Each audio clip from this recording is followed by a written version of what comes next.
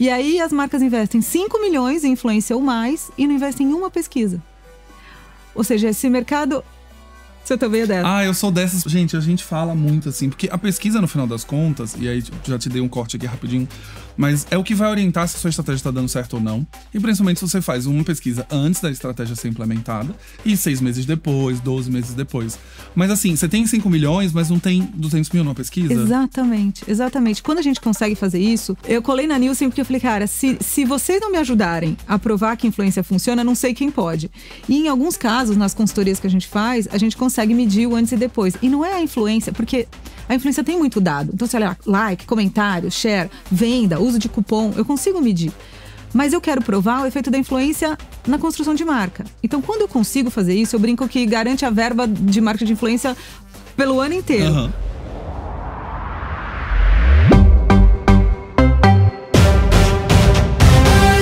Olá, cidadãos da Galileia, sejam muito bem-vindos a mais um episódio do Branding Tudo Podcast. Hoje a gente vai falar sobre Creator Economy, Creators no centro de uma estratégia de marca. Mas antes de eu apresentar minha convidada, seja muito bem-vindo. Se você chegou aqui através do link de um amigo, eu me chamo Galileu Nogueira, eu sou fundador da Galileu Branding, uma consultoria que atende marcas para definirem o seu posicionamento, reposicionamento, sua identidade, sua expressão, através de diversas formas. Se você acredita que a sua empresa está nesse momento, a sua marca precisa de encontrar uma diferenciação, ela precisa encontrar o seu posicionamento, seja muito bem-vindo a acessar galileubranding.com.br, falar lá o seu desafio, que o meu time vai entrar em contato com você e quem sabe a gente não vai trabalhar juntos para trocar e construir essa marca para ser um sucesso aqui no Brasil. Além disso, se você quer aprender mais sobre branding, tem o meu livro, já sabem disso. O BDP, o Guia, está disponível na Amazon, está no top 3 de vendas da Amazon, inclusive, para todos aqueles que querem entender um pouco mais sobre o universo de branding. São mais de 285 páginas, 15 capítulos e exercícios de fixação em cada capítulo do livro, para você não ter desculpa de como aprender a fazer branding. Você falar que não conseguiu, que não sabe, a gente tem exercício de fixação. É só acessar galileunogueira.com/livro, garantir o seu e arrasar no branding, beleza? Vamos ao episódio de hoje. Hoje a gente tem aqui, campanhas com creators geram até 4 vezes mais engajamento do que campanhas com celebridades. Mas se esse poder é tão evidente, por que ainda os creators não estão necessariamente no centro da estratégia? Para falar sobre isso, eu trouxe uma pessoa que está há 20 anos no mercado digital, já atuou como executiva de grandes marcas, planejou e implementou estratégias de presença online. E em 2011, cofundou uma das primeiras agências de marketing de conteúdo no Brasil. Estou com ela, Rafa Lotto, que é hoje sócia e CEO do YouPix. Seja muito bem-vinda. Obrigada, nossa. Adorei. Chique. Você viu a introdução, né? Chique demais. Ainda bem que deu certo isso, tô feliz. Deu. A gente tava falando aqui antes da gravação dos Cidadãos, que a gente combinou isso aqui, sei lá, em fevereiro. É isso aí. É que a nossa agenda é muito cheia. Você leu Coisa de Rico, né? Eu Coisa li. de Rico é assim, quem tem agenda livre, pobre. Quem tem agenda cheia, rico, né? Entendi. Tá bom, então podemos falar, Michel Coforado, a gente é rico? A gente é rico. E se a gente tá indisponível, a gente não tem tempo, tem que ter secretárias pra agendar as coisas. Gente, que chique. Então a gente pode ser considerado rico no Brasil. Ai, Rafa, pra gente começar, vamos falar de creators? Soube que tem uma pesquisa aí que mostra, né, que a força que os creators têm ganhado no Brasil, principalmente. Sim. A gente tem alguns dados aqui que mostram que os creators e, de fato, os consumidores brasileiros têm uma conexão. Brasil, super país, engajado em rede social, gosta de seguir a vida das pessoas, gosta de confiar nas opiniões deles. Mas o que a gente tem hoje no cenário de creators? A gente na YouPix faz muitas pesquisas, a gente quer entender o consumidor e a relação dele com a influência, as marcas e a relação delas com a influência e os creators também, como eles ganham dinheiro. Então a gente consegue ter uma visão muito 360 desse mercado. Quando a gente olha para o creator, 8 em cada 10 já comprou alguma coisa influenciado por um creator. Ainda que às vezes a gente fala, não aguento mais ver publicidade, né? Sim, tá dado que é uma ferramenta de descoberta de marca, de retenção, de consideração e de conversão. Depende de como você coloca isso na estratégia. Quando a gente olha para as marcas, a pesquisa que a gente soltou semana passada, a gente pergunta o quanto influência é importante dentro das estratégias de marca. E esse número sempre cresce. E do ano passado para esse foi de 76% para 82% de respostas positivas. Sim, influência é essencial ou parte central da minha estratégia. Legal. De marca. Então, para a marca cada vez aumenta a importância, ainda que as marcas ainda não saibam exatamente como operar. Porque também não tem uma resposta pronta. Depende de onde você quer chegar, que marca você é, que estágio você tá, o que você quer construir. E no final do dia, toda marca acha que a influência vai ajudar a vender muito, acabar com os estoques. Colocou o arrasta pra cima, clica aqui e acabou. E explodiu. E a influência pode ajudar em todas as etapas do funil. Se você tem uma estratégia bem desenhada, ela te ajuda em tudo. Tem marcas que você nunca ouviu falar, nunca viu numa propaganda da TV e você sabe que elas existem porque elas foram construídas com influência. A habilidade de fazer isso, o time certo, a agência certa, o ambiente certo para fazer isso ainda é parte da dúvida de se funciona ou não funciona. E aí eu acrescento uma outra camada que é, também quando a gente olha nas pesquisas, essa última, a gente viu que dobrou o número de marcas que investem mais de 5 milhões de reais no ano em influência. O que, se você comparar com a verba que normalmente as marcas têm, é pouco. Mas para nossa realidade, é muito. E aí as marcas investem 5 milhões em influência ou mais e não investem em uma pesquisa. Ou seja, esse mercado... Você também é dessa? Eu sou dessas pessoas. Gente, a gente fala muito assim, porque a pesquisa, no final das contas, e aí já te dei um corte aqui rapidinho, mas é o que vai orientar se a sua estratégia está dando certo ou não. E principalmente se você faz uma pesquisa antes da estratégia ser implementada e 6 meses depois, 12 meses depois. Mas assim, você tem 5 milhões, mas não tem 200 mil numa pesquisa? Exatamente. Quando a gente consegue fazer isso, eu colei na Nielsen, que acho que, né, não tem como... É uma referência. Pode falar marca? Pode falar marcas aqui, não tem problema. Eu colei na Nielsen porque eu falei, cara, se vocês não me ajudarem a provar que a influência funciona, não sei quem pode. E em alguns casos, nas consultorias que a gente faz, a gente consegue medir o antes e depois. E não é a influência, porque a influência tem muito dado. Então, se olha, like, comentário, share, venda, uso de cupom, eu consigo medir. Mas eu quero provar o efeito da influência na construção de marca. Então, quando eu consigo fazer isso, eu brinco que garante a verba de marca de influência pelo ano inteiro. Porque eu mostro, olha só, quando eu uso esse influenciador, aumenta o seu atributo de marca jovem. Quando eu uso isso daqui, as pessoas estão entendendo que o seu frete é o menor do mercado. Aí ele começa a entender um efeito que é escondido na influência, que é o efeito de construir marca. E que ele não consegue medir se não for com pesquisa. Porque nada vai te tirar. Sim. Você não vai tirar a informação do comentário que... agora sim, aumentou 1 ou 2 pontos num atributo que eu tenho dificuldade de construir. Enquanto a gente não estiver investindo em provar que isso funciona, as marcas vão continuar questionando se funciona ou não. Porque elas estão olhando no final se a pessoa vai usar o cupom para comprar o produto ou se teve um engajamento fora do comum, acima da média daquele influenciador. Sim. E no final das contas, o papel de construir a imagem de marca e a construção de atributo, ela também é parte da essência de uma estratégia de influência e que só pode ser medida com pesquisa de mercado, de fato. Sim. Né? Mesmo você tendo like ou comentário, qualitativamente é isso. Você não pode olhar e falar, bom, eu acho que agora as pessoas sabem que tem um frete grátis para todo o Brasil, olhando os comentários. Porque ninguém vai falar num comentário, né? Do tipo, que bom, eu não sabia que tinha frete grátis, agora eu sei. Isso não é declarado no final, né? Não, e estatisticamente não vale nada se você não colocar dentro, né, de um modelo estatístico.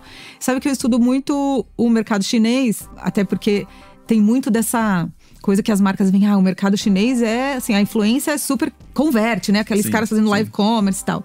E aí uma das pesquisas que eu vi era uma pesquisa que mostrava que a conversão era maior em todas as formas de conversão, né? Que é live commerce, afiliados, que é muito forte na China. As marcas que têm melhor construção de marca, que são mais lembradas, mais preferidas, elas têm um custo de conversão menor. Sim. Que parece meio óbvio, né? Que é óbvio, porque, óbvio, o cara tá lá mostrando um produto que você tem referência ou não tem referência, você tá mais propício a comprar aquilo que você já conheceu. Ainda, né, a gente sabe que a influência também é uma ferramenta de descoberta. É muito importante nessa disrupção do funil. A influência tem um papel muito, muito importante na descoberta, porque é aquela pessoa que você segue porque você se identifica, ela te mostra uma marca nova, você pula 3 estágios na consideração. Exato. Né? Que a propaganda tradicional demoraria muito mais para construir. Mas, se a gente não isolar o efeito doutor, entender que uma coisa ajuda na outra... Vai ficar sempre nessa discussão, né? De quem tá sendo responsável por isso ou se o influenciador não tá funcionando. E aí você quer que o cara compre um negócio que não tem referência nenhuma. E você pode usar para construir e vai melhorar o seu CAC lá no final da história, né? O seu custo de aquisição ou vai aumentar a sua taxa de conversão. Mas é difícil provar. E a gente conversa... É engraçado isso, né? Porque a gente conversa muito com alguns clientes que falam com a gente ou até seguidores que têm dúvidas também sobre pesquisa. E eu falo sempre uma frase que pra mim é muito óbvia, né? O consumidor só sabe responder algo ou comprar algo de uma marca que ele conhece. Então, se você no final das contas, na hora de montar uma estratégia, você já tá pressupondo que aquele influenciador vai falar da sua marca, que ninguém nunca ouviu, e ele já vai comprar, de primeira, né? Eu vi essa marca, fui lá comprar. Você vai ter 0,02% que vão fazer isso, que são pessoas que são ávidas por novidade, elas gostam de ser as primeiras em tudo e tudo mais. Mas no restante, você tá educando o consumidor. Né? E tem uma pesquisa no LinkedIn que foi feita pro B2B que mostram que 95% das pessoas elas não estão prontas para fazer uma compra naquele momento. Sim. Então fica todas as marcas disputando por 5%, que é todo mundo que tá pronto, né, ali pra comprar. E que esses 95%, eles meio que morrem na jornada. Porque, tipo, foda-se todo mundo. Não lembro, né, deles ali. Eu tô falando só com quem quer comprar agora, porque eu vou olhar a métrica no final de conversão. Sim. E o influenciador tem um papel de levar essas pessoas do 95% que estão considerando, que nunca ouviram falar, estão começando a ouvir agora, a ficarem prontos pra comprar. Mas as marcas não parecem ter tempo de esperar eles ficarem prontos, né? Não, e tem uma outra coisa que eu acho muito louca que acontece, que é... Tem coisas que são novas pra gente, mas tem coisas que o marketing já nos ensinou. Uma delas é a frequência. Sim. Aí a marca vai lá, contrata um post no feed 3 Stories, que é frequência 1, e acredita que isso vai fazer mágica. Sim. E que esse 5% talvez compre com a frequência 1. Mas qualquer coisa, se você for comprar um anúncio na Globo, a Globo não te vende frequência 1. Porque ela sabe que isso não funciona. Então, quando você vai fazer uma estratégia, aí tem um dado da Nielsen que a gente também fez com eles, que mostra que é só a partir da terceira vez que o influenciador fala da marca e que começa a mover atributos ponteiros de marca. Até lá, você tá disputando no meio de um monte de outras coisas. Não, de presunto, da linguiça, da sadia, da calabresa, qualquer coisa que tiver. Do filhinho que nasceu, entendeu? Do cachorrinho no feed, aí, das férias. Você tem que ter frequência. Assim, se tem frequência em qualquer outra forma de comunicação que você faz, por que na influência você acredita na mágica de um post no feed 3 Stories? Não vai, não acontece. As influenciadoras que têm marcas, elas estão frequentemente falando das próprias marcas. Elas não foram lá e falaram uma vez só. Uhum. Elas entendem o poder da frequência e as marcas ignoram. Isso eu acho muito... Mas isso daí, Rafa, eu acho que até olhando agora, a gente trabalha já há muitos anos, né? Trabalhou como executivo, sabe como é. Mas assim, tem 15 anos que eu trabalho com isso. E essa coisa da frequência, da consistência, até hoje... Em qualquer meio, não é só influência, tipo TV, rádio, etc.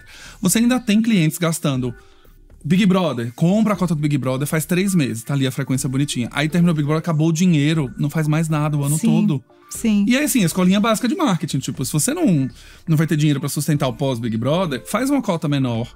Investe num digital mais tempo, pega o residual do que sobra e tal. Mas assim, a gente conversa, e eu já fiz mentoria com algumas marcas e tudo mais, que ainda tem essa mentalidade de gastar todo o dinheiro numa coisa só, de ter dinheiro e fazer um só Rock in Rio, fazer Rock in Rio. E aí o resto do ano não faz mais nada. E é muito louco, né? A gente em 2025 ainda tem esse tipo de ação. Você sabe que eu tive a maior escola disso, porque eu trabalhei na Brastemp, no tempo do É Assim Uma Brastemp. Foram 20 anos de construção de É Assim Uma Brastemp. E aí, por um motivo específico que foi, as pessoas não entendiam mais a diferenciação do que é assim uma Brastemp versus os concorrentes, se decidiu que ia abandonar esse posicionamento e construir outro. E eu passei muitos anos na empresa com muita gente apostando que esse posicionamento ia ser construído nos próximos 6 meses. Falou, a gente tem 20 anos de recall. Sim. Se acontece isso com uma marca que está se reconstruindo, imagina uma que não existe. Uhum. Você precisa de tempo até construir um novo posicionamento ou evoluir no que você tem. E eu levo isso pra vida, assim, que, cara, a gente despreza o aprendizado que já existe no nosso mercado. Que é o aprendizado da frequência, da consistência. Aí cada um que senta na cadeira quer fazer diferente. E eu acho que tem toda uma relação também com como o mercado de trabalho mudou, né? Porque essa Brastemp que eu trabalhei tinha um diretor de marketing que estava lá há 20 anos. Né? E quando as coisas vão mudando, cada um que senta na cadeira, e não é um exemplo só dessa marca, mas eu vejo em todos os clientes que eu trabalho, cada um que senta lá, que dura 2 anos, tem uma pesquisa que mostra, né? Que dura 2 anos mais ou menos a cadeira de um CMO. Cada um que tá lá quer fazer a sua história, só que não tem tempo. Não dá tempo de construir. E eu acho que aqui a gente já, se tivesse aqui um rosé, a gente ia começar um papo de boteco, né? Porque eu já falei isso algumas vezes aqui, mas é bom que a gente tá tocando nesse assunto, que é o fato de que eu acho que o mercado também tá estruturado, com suas métricas e avaliações de performance, a não favorecerem a construção de marca. Né? Então, às vezes eu olho pro bom. Vamos olhar pro bônus, olhar pro KPI no final do ano, vamos olhar pra avaliação de performance. Como é que você acabou de assumir a cadeira de CMO na YouPix, e aí, até dezembro, você tem que trazer algum resultado. E você precisa mostrar alguma coisa. Daí você tem 2 caminhos. Você do ponto de vista de teoria, né, técnico e teórico, você vai pegar o posicionamento do YouPix que está funcionando e continuar trabalhando com ele, que alguém foi lá no passado e criou, tá funcionando, você tá colocando um pouco da sua atitude ali de trabalho, mas você tá mantendo.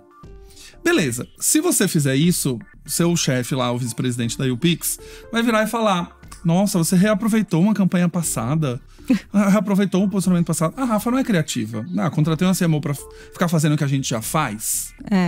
E isso é contraditório em relação à técnica de branding, que é justamente repetir as coisas que a gente já tá fazendo que tá dando certo pra construir imagem e marca. Se você chega e quer mostrar seu trabalho, você vai lá e criar a nova YouPix. Chegou a nova YouPix porque a Rafa chegou. Só que aí chega dezembro, você fala: putz, não vai dar de janeiro a dezembro pra construir essa nova YouPix. Então, mete uns cupom de performance pra vender curso, porque aí eu consigo provar meu bônus. Chama os influenciadores aí, faz um monte de stories, mostra um monte de métrica lá, que teve 50 mil visitas a mais no site, que você encheu mais turma e o YouPix Summit explodiu agora, e aí agora você vai ganhar seu bônus, né? E aí, assim, aí a gente volta pra aquela discussão do mercado de performance, que é você justamente falar: faz coisa de curto prazo, de ativação curta, porque senão no final do ano eu não ganho meu bônus. E olha que maluco, a gente nessa última pesquisa, a gente também, porque pra gente é intimamente ligado o tempo de planejamento, o tempo que você tem de execução com o resultado. E a gente quer, como o YouPix e como nosso papel no mercado, é mostrar que a influência funciona. Na verdade, é mostrar que a Creator Economy funciona, né? Que não é só, a Creator Economy não é feita só dessa relação entre marca e criador. Tem um monte de outros negócios acontecendo ao redor disso. Mas a gente quer provar que funciona. Então, ter estratégia é parte importante de como funciona. Aí a gente pesquisou, na última pesquisa a gente perguntou para as agências qual é o prazo que elas têm para criar estratégias de influência. Eu tô rindo porque eu sei qual é o prazo. Sabe qual é o prazo? 1 semana. Em 1 semana, além de tudo, a marca tem, neste bolo todo, ela tem que contar que as agências investigaram o suficiente para não ter risco reputacional com o influenciador que ela está contratando, que elas conseguiram falar com o influenciador, orçar, receber de volta o orçamento, negociar em 1 semana. E ter a ideia criativa e você aprovar ainda. Assim, qual é a chance de alguma coisa muito incrível sair disso? Mas é porque isso é o imediatismo, é o prazo do dia seguinte, é o mês seguinte, né? Não vai Rafa, pra onde estamos nunca. indo? E pra onde estamos indo? Porque assim, eu tô ouvindo isso e desde sempre assim, né? Desde sempre. A falta de planejamento, ou de tempo para planejamento e marketing existe. É uma coisa que às vezes eu paro pra pensar, falo: cara, o verão é sempre de janeiro a março. O Natal é sempre 25 de dezembro. As férias escolares são sempre em julho. E no final, todas as marcas que eu trabalhei, seja em consultoria ou seja como executivo, sempre é em cima da hora tudo. Sim. Eu não sei se isso é uma coisa... Eu sinto que o Brasil é um pouco mais desse jeito, assim. As marcas que eu trabalhei que tinham alguma até porque tem uma relação trabalhista também, assim, tipo, eu quando eu trabalhava numa marca que a gente tinha que fazer reunião com o time da Europa, cara, às 5 da tarde, você não ia fazer reunião porque a galera vai embora às 5:30. Sim. Então você tem que ter planejamento porque você não fica trabalhando até 10 da noite todo dia. Então eu não sei se também tem uma relação com o jeito que o Brasil funciona, porque eu sinto que aqui cada dia pior, assim. E aí, quando a gente, voltando aqui na nossa, né, no mundo da influência, como muitas vezes a influência é a última perna dessas estratégias, né? Porque cria-se uma campanha, a agência offline cria uma campanha. Eu odeio essa história, desdobramento. Daí pega esse filme e chama os influencers aí pra ver o que eles fazem. Assim, e eu já acho que melhorou, porque já aconteceu, né, um tempo atrás, que era: fala pro influenciador postar esse filme que eu fiz na TV. Nossa. Ele tem muita audiência, assim, já aconteceu muitas vezes. Então já melhorou. Mas aí, como você tem pouco tempo e a influência é o desdobra no final da história, cara, sobra pouca coisa pra você fazer. E aí fica tudo muito parecido, pouco cocriado, muito, né? Oi meninas, tudo bom, decorado, que não funciona. Com as palavras-chave que precisam ser faladas, os argumentos têm que ser usados iguais ao filme, né? Tem que ter algum contexto. Do outro lado, o que eu vejo de positivo em estratégias das marcas que contornam isso com a influência, que é: eu tenho um squad que trabalha comigo no longo prazo, que primeiro, se tiver uma coisa urgente, fica mais fácil de eu ativar. E segundo, que ele vai melhorando a maneira como ele fala e ele vai colocando a minha marca no contexto dele, independente do que está acontecendo. Então, se eu tenho uma promoção, ele consegue colocar no contexto. Se eu tenho um produto novo, ele consegue colocar no contexto. Se eu tenho um evento, ele vai e coloca no contexto. Isso é um jeito de contornar, muitas vezes. A marca muitas vezes tem uma lógica fabril, né? Que é: quando eu lanço um produto, quando eu coloquei ele no mercado, porque eu passei 5 anos desenvolvendo, faço uma puta campanha, só que as pessoas compram shampoo o ano inteiro, elas compram geladeira o ano inteiro, mas eu uso a minha lógica, né, de quanto que o produto está saindo na fábrica para comunicar. Como isso é difícil de mudar, a influência muitas vezes ela cumpre esse papel que compensa das marcas que estão fazendo direito isso, porque tanto dá conta do urgente quanto dá conta de uma mensagem mais perene, constante. Né? E aí, putz, olha que mágica, quando a gente mede no final, nossa, tá construindo marca, olha só, que milagre. Quem diria, né? Quem diria que postar sempre com consistência faz sentido? Quem diria que as pessoas se identificam? E aí tem influenciadores muito inteligentes, ou que já estão num certo estágio da carreira deles. Eu tava ouvindo o podcast o que tem na sua carteira, com a Silvia Braz. Silvia Braz, sim. E ela falando que ela só aceita contrato de longo prazo porque ela sabe que não vai funcionar com um post só. E a própria exigência dela faz com que a marca se programe para trabalhar de outra forma. Ela tem que se organizar, né? Tem que se organizar. Isso. E eu tenho que ter uma conversa que caiba na vida, na realidade, no contexto da Silvia Braz, no longo prazo. Porque eu não posso não ser consistente com a audiência dela. Então é um super exercício de voltar e falar, tá bom, o que eu posso falar? O que eu tenho para falar num ano inteiro? Porque às vezes a marca não tem o que falar se não for, olha meu produto novo. E aí que se cria a narrativa, que é aí que eu acho que volta para um marketing talvez mais planejado, mais pensado e mais orgânico até, porque é construído, é co-criado com o influenciador. Eu acho isso um super exercício de marca quando as marcas conseguem fazer isso, mas é raro. E agora você traz um ponto que é o influenciador pautando a marca, né? Do tipo, já que você vai fechar um contrato de 12 meses comigo, eu preciso que vocês se organizem. Sim. Né? De alguma maneira, eu preciso receber com antecedência. Principalmente influenciadores como Silvia Braz, né? Que tem uma audiência muito grande e tem um trabalho reputacional forte ali dela, que ela precisa se programar para fazer as coisas, né? Então, eu acho que esse ponto do influencer, você falando aqui a questão do lado positivo, eu acho que eles também, de certa maneira, os que já se profissionalizaram entenderam isso, também estão pressionando o mercado a se profissionalizar, né? Sim, até porque tudo que o influenciador tem com a audiência dele é a confiança. O que ele constrói é uma relação de confiança. Porque sem essa confiança, ninguém vai clicar no seu link, ninguém vai, né?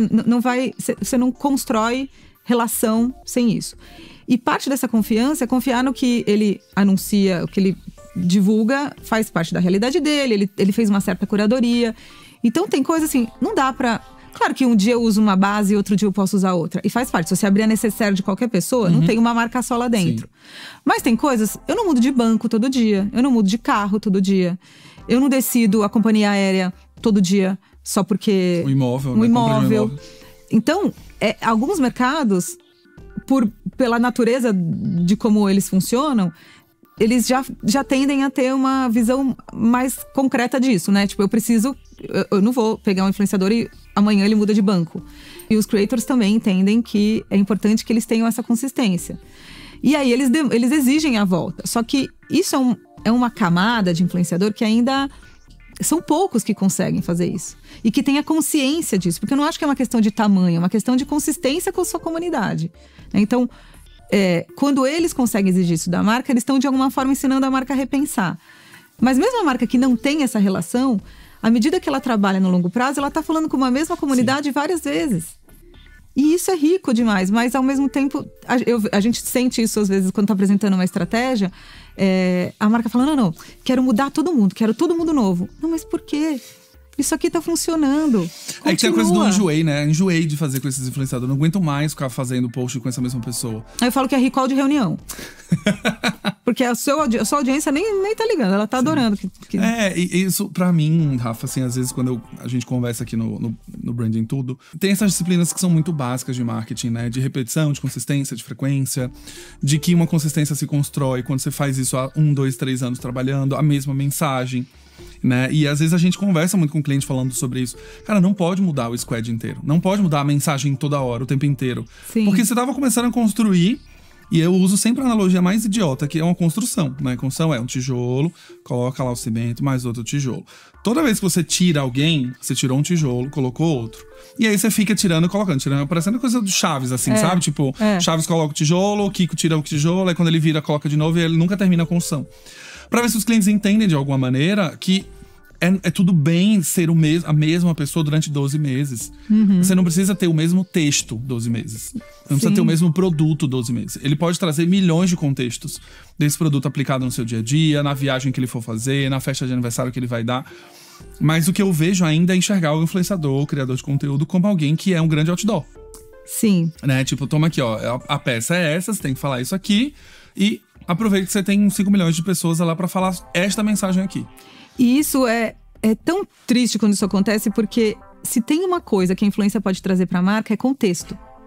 Quando você tem uma campanha que você precisa escolher, você escolhe um estereótipo, uma família que representa mais ou menos quem é o seu consumidor, bota lá, porque você tem 30 segundos, uma produção caríssima e você tem que escolher. A influência é o contrário disso, eu posso multiplicar a minha narrativa, eu posso pôr um produto num contexto diferente, mas ainda é o meu produto.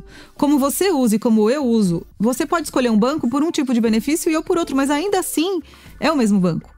E eu posso colocar no meu contexto e você no seu. Você viaja muito, então pra você são as milhas, pra mim é o cashback, porque...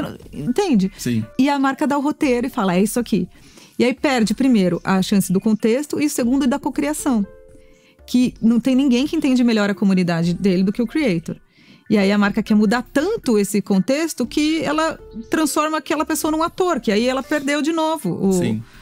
E é um desafio, porque também está colocado aqui que é construir uma marca de forma fragmentada. Que é difícil para as marcas que tiveram sempre controle, porque sempre foi controlado.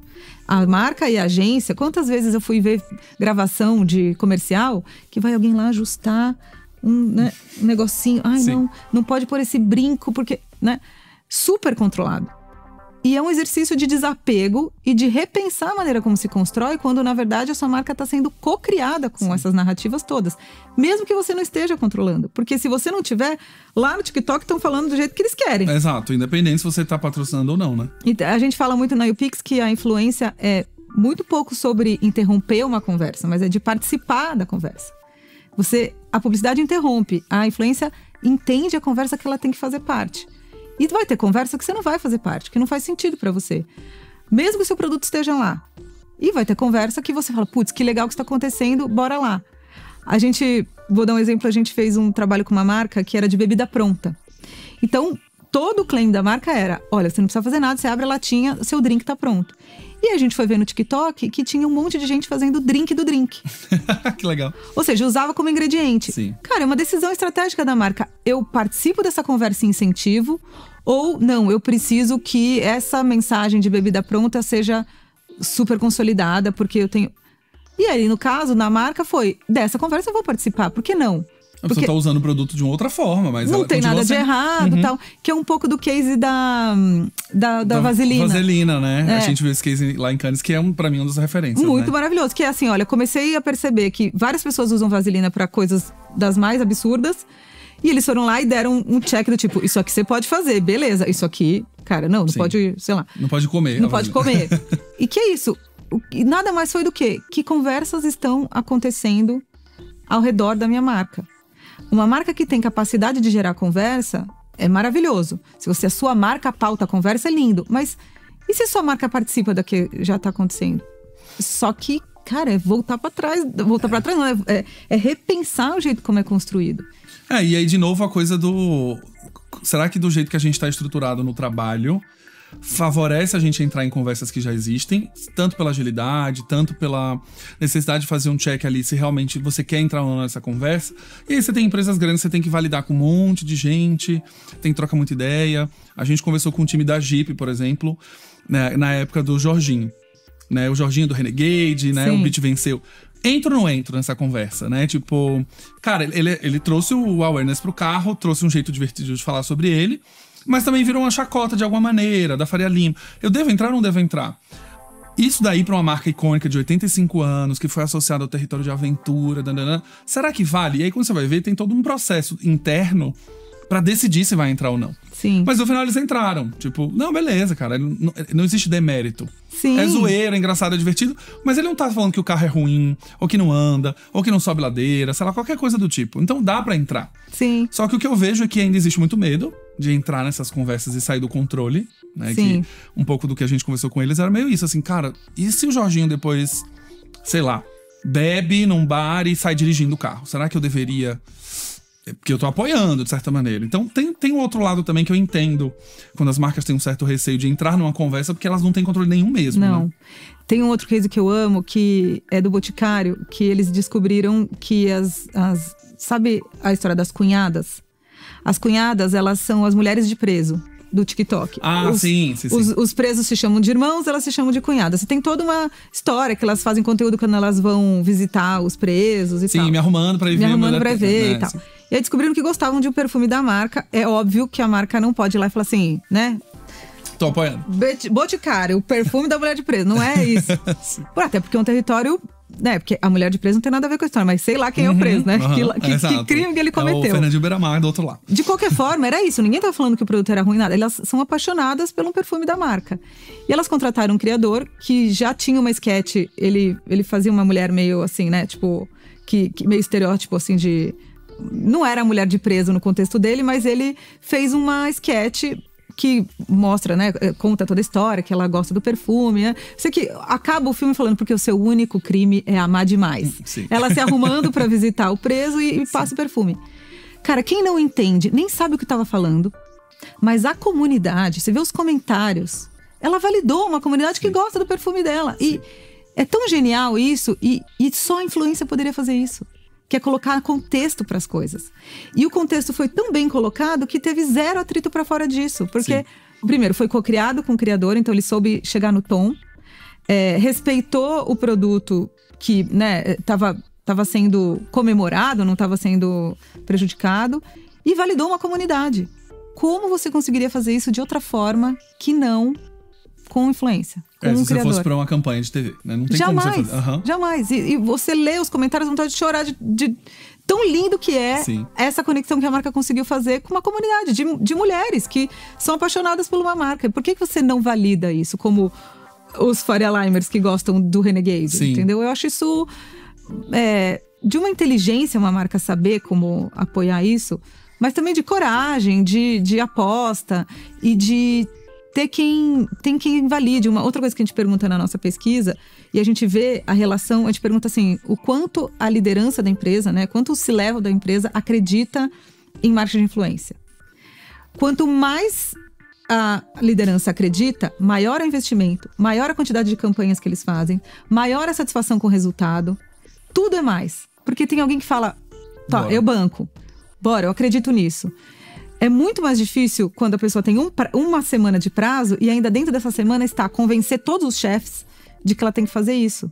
E aí eu brinco que talvez a gente só resolva isso com a aposentadoria, né? Uhum. Quando essa galera aposentar e a galera nova chegar, ela vai chegar acreditando mais. Porque é quem tá na base hoje executando. Exato. Eu acho que essa coisa... Eu já falei isso uma vez no LinkedIn, que acho que fazer construção de marca, independente se vai usar influência ou não, hoje tem exigido muito mais coragem dos executivos do que qualquer outra coisa. Sim. Coragem é bancar as decisões, mesmo que isso não vai render o bônus no final, mesmo que isso exija um trabalho de longo prazo, mesmo que isso seja até controverso de alguma maneira. Sim. Porque eu acho que agora a gente chegou num ponto, socialmente falando também, a gente tá super polarizado e tudo mais, que as marcas têm medo de errar.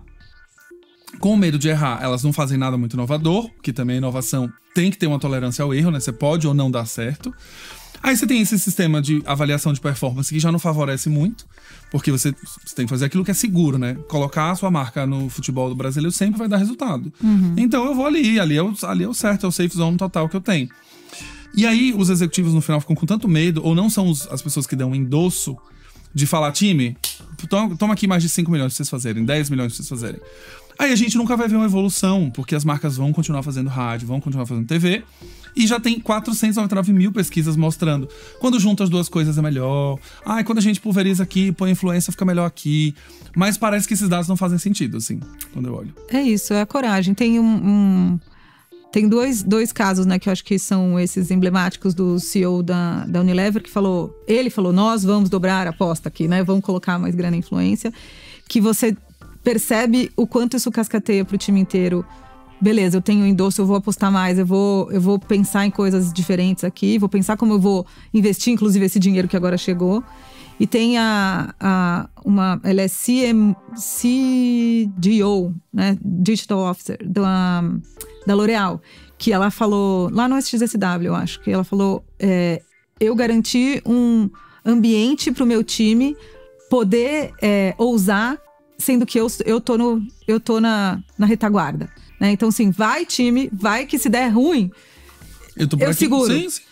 E, cara, imagina a segurança que você tem, ou a insegurança que você tem quando você tá com medo de fazer as coisas, porque você brigou tanto pra provar, que se não der certo... Você vai ser mandado embora. Agora quando alguém fala isso em qualquer sentido, não só pra usar influência, né? Tipo, eu aposto nisso, eu tô com você. Se der ruim, deu ruim pra gente. Né? E eu brinco que às vezes tem algumas empresas que entendem o cargo do CMO, ou até um cargo menor, né? O cara que é quem cuida do digital, ou da influência, que ele tá lá só pra ser quem vai ser demitido quando der ruim. Né? Então, deu ruim com o influenciador, demite essa pessoa. Sim. Ele era responsável por isso. Era ele, como se não fosse responsabilidade de todo mundo, sim, inclusive de ser a retaguarda desse profissional que tá usando ou tá apostando num resultado pra marca, né? Cidadãos, eu dei uma pausa aqui no meio do episódio pra falar da Galileu Branding. Alguns de vocês falaram que não sabiam que eu tinha uma consultoria, que não só sou eu, mas são mais de 13 profissionais para ajudar marcas e empresas a se conectarem com a sua audiência, criando um posicionamento, diferenciação de mercado, de uma maneira fácil, uma aplicação prática e muito estratégica para o seu negócio. Se você acredita que a sua marca precisa de uma consultoria para justamente alavancar essa diferenciação de mercado, acesse galileobranding.com.br, coloca lá o seu desafio que minha equipe vai entrar em contato com você e a gente vai se falar e vai trabalhar juntos para criar uma marca forte com a aplicação prática de mercado. Aí, a gente entra numa polêmica de sempre, né? E é o mais triste de ouvir, mas como a gente tem uma audiência de executivos aqui, donos de empresas também, que você chega, a gente gasta muito dinheiro pra ir pra eventos, né? Então a gente vai pros eventos, Cannes, SXSW, lá. Todo mundo é fã do Duolingo, todo mundo acha incrível, acha maravilhoso. Tá o slide lá do Duolingo, milhões de resultados bons, tá todo mundo anotando, tá todo mundo fotografando slide. E aí quando você chega pra uma realidade, ninguém quer ser o Duolingo. As pessoas, no final das contas, elas têm uma aspiração. Elas falam, que legal, mas pena que eu não consigo ser. Só que quando você vai ver o discurso, não, eu quero que a gente seja meio Duolingo, as coisas... Tá bom, vamos colocar o nosso mascote de calcinha andando pela Paulista? Então, peraí. Mas aí o compliance... Então, mas o Duolingo faz isso. E ele faz isso desse jeito, e é justamente por isso que ele tem sucesso. Né? Ou então a gente vê a palestra da Liquid Death, da água. Nossa, porque a Liquid Death, disruptou o mercado, faturou 2 bilhões... Vai você ser um gerente de branding da Unilever e fala, eu tenho uma ideia aqui de uma água que se chama líquido mortal. Né? Vamos botar essa água pra frente, que vai ser uma embalagem punk rock, com a cara cheia de caveira. Cara, ninguém vai conseguir aprovar. Não. Então é muito maluco o quanto a gente valoriza essas marcas que estão sendo super disruptivas, mas ao mesmo tempo no dia a dia da execução a gente não consegue ser, né? Eu acho que tem uma relação dessas marcas que tem menos a perder, talvez. Né? Porque eu não existo, eu vou passar a existir, o que pode acontecer. O máximo é dar errado. Deu errado. Daria de qualquer forma, sendo igual ou não. Agora deu errado anônimo ou deu errado na Unilever, tem um peso diferente. E aí tem muito a perder. É a frase perfeita para vamos aqui manter a safe zone e tal. E eu acho que é o que também acontece com creators que criam marcas que começam a provar para essas empresas que elas precisam começar a tomar risco ou elas vão tomar ponto de share. Que aconteceu nos Estados Unidos com a Prime, que é a bebida do Logan Paul e do QSI, que são 2 boxeadores e tal. Eles lançaram isotônico e energético. E eles ganharam pontos de share, que no mercado americano, você crescer um ponto no mercado de bebida muito dinheiro, inclusive. A galera invadindo as lojas no dia que começou a lançar. Em menos de um ano, eles faturaram 1 bi. E aí, o que sobra pra empresa? Ou eu brigo com eles, ou eu compro eles. E aí eu acredito muito que a gente vai começar a ver mais essas compras de marcas de influenciadores, que a discussão é se compra para crescer ou para matar, né? Porque daí entra nessa estrutura, que daí começa a ter muito a perder. Ela vai morrer de qualquer forma, né? Eu tava falando sobre isso esses dias com um amigo, sobre Sucos do Bem. Tipo, Sucos do Bem era uma super marca divertida, engraçada, leve, Foi comprada. A gente quase não escuta mais falar de Sucos do Bem, né? Elas existem, a gente vê no supermercado, ainda tem, não tem. Mas quando ela era independente, quando ela era só uma empresa antes de ser comprada por uma grande, Ela era engraçada, ela era divertida, ela era simpática, era charmosa, fazia ação legal. As embalagens tinham cuidado, os influenciadores que falavam sobre eram super legais. Depois que ela foi comprada, ela não foi matada oficialmente. Mas ela já tá meio que dada como morta também, né? De alguma maneira. E isso aconteceu… Ben & Jerry's é um outro caso. E todas as marcas de cervejas artesanais… Sim, Colorado agora. Que foram compradas. Que assim, primeiro tinha a cara do dono, tinha uma coisa meio rebelde, tinha uma coisa contra a cultura… Que era, a premissa eu sou uma cerveja artesanal porque eu não tô dentro de uma fábrica… E aí ela foi pra dentro de uma fábrica, ela perde a essência da marca, perde todo o contexto cultural, porque também, às vezes, ela é de uma cidade específica, e aí ela foi ser produzida lá na fábrica de não sei aonde. Então esse, o peso que tem, o quando você tem muito a perder, ou quando você, na verdade, aqui eu acho que tem muito uma relação da marca que compra só pra não ser competidor, né? Você tira o espaço dela. Eu só vou tirar o espaço dela no mercado. Colorado é uma das marcas que tá nesse processo agora de ser desativada de certa maneira. O Bar do Usto tá sendo fechado, né? Boa parte dos bares no Brasil. E a Colorado ganhou uma despriorização. Né? Então ela já não é mais. E é uma marca super simpática. Quem bebia muito Colorado sempre gostou, achou sempre muito legal. Cuidado, a embalagem, o rótulo, o sabor, né? Os sabores eram muito diferentes também. Sim. E é uma marca que a gente tá vendo, infelizmente. E de arrasta também.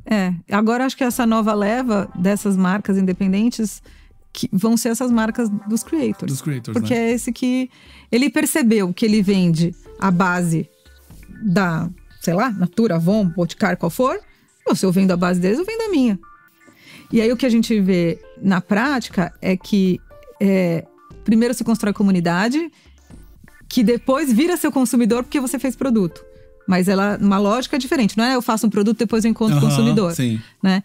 E a dificuldade que essas marcas vão ter é justamente de crescer, porque elas têm uma estrutura que muitas vezes o creator tem que fazer o papel de CEO de uma empresa, e creator do outro lado, ele não tem tempo, ele não tem estrutura, ele não tem nem bagagem, né? Não tem, não tem repertório mesmo, de negócio. E aí, talvez, para essas marcas ganharem a proporção que elas podem, elas vão ser compradas, como já aconteceu com a marca da Bruna Tavares. Ela já foi comprada. A Bruna é muito inteligente e ela continua tocando o negócio. Mas, para muitas dessas marcas pequenas, que ainda são as marcas, né, dos influenciadores, para elas crescerem, elas precisam da estrutura de um gigante. De um gigante. Aí o gigante compra e ela deixa de ter… De ter a coisa que Então, será que não é melhor ficar pequenininha, do jeito que eu consigo, do que eu querer vender pro mundo inteiro e perder a essência? Essa é a lógica, no final das contas, que o creator precisa começar a pensar, né? Na minha visão. Porque ficar pequeno…